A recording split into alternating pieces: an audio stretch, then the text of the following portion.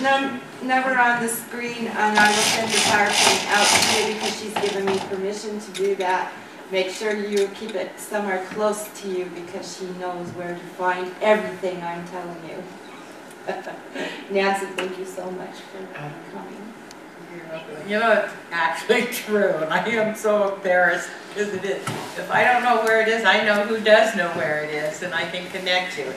But that's been my job for the last 7 years with Timbersville Home, is that we have an employment subcommittee of our homeless commission, and we didn't have any connection of the resources at the time I got onto it. We realized that's what we needed was a navigator for resources, and as chair of that committee, I look at myself as a navigator so that I can help everybody get connected to whatever there is. And I hold nothing back, so if you need something, my email address is on there. You email me, tell me what you need, and you'll have it within 24 hours. So,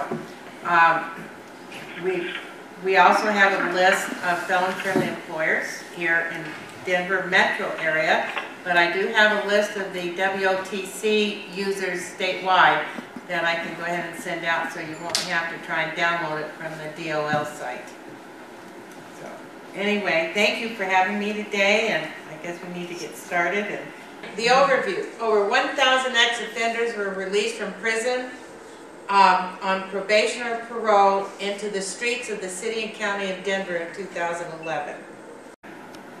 Okay, during that year, nearly 2,000 offenders were released into halfway houses where they will be discharged into the Metro Denver area within 9 months, and more than half of them will be homeless upon discharge.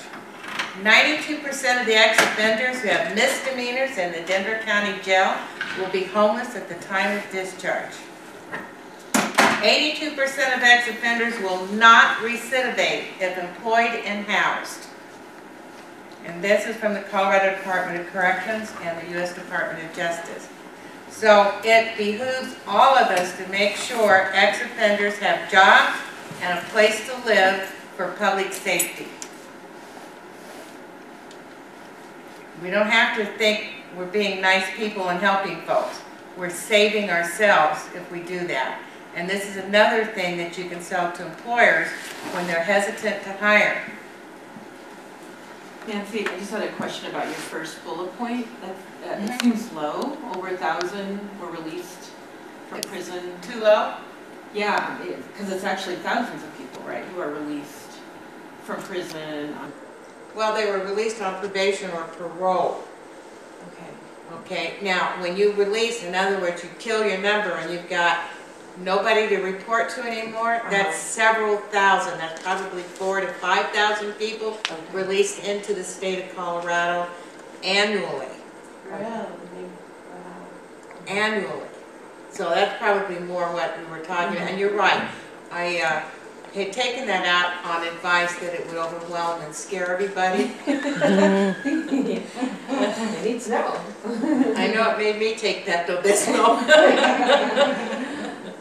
But it's important for us to realize the enormity of what we're talking about. At the end of this, under the EEOC guidelines, we see how many people this actually impacts as far as how many people really do have a criminal background and what we're talking about now.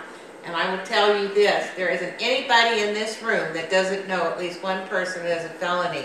You may not know they have it, but that's how it permeates the society, and I don't mean our clients.